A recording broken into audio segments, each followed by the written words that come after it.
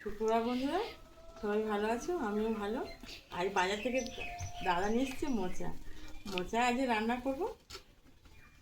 মোচাটা কীভাবে কাটতে হয় দেখো।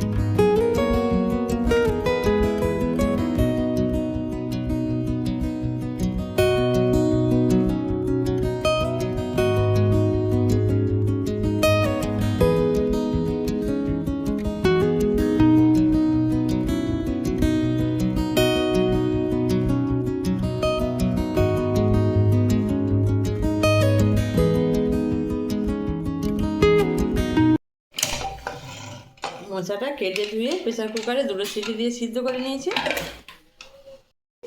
এর সঙ্গে একটু ছোলা আর আলুটা একটু দিয়ে দিয়েছি। কড়াইতে সরিষার তেল দিয়েছি, তেল গরম হয়ে গেছে, দিয়ে দেবো গোটা জিরে, কয়েকটা, 2টো শুকনো লঙ্কা, পেঁয়াজ কুচি, রসুন বাটা দিলাম, টমেটো কুচি, লঙ্কার গুঁড়ো, সব কিছু ভালো করে কষিয়ে নেব।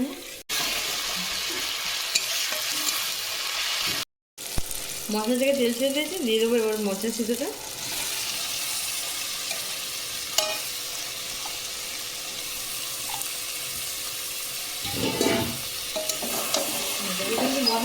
ভালো করে কষিয়ে নিতে হবে।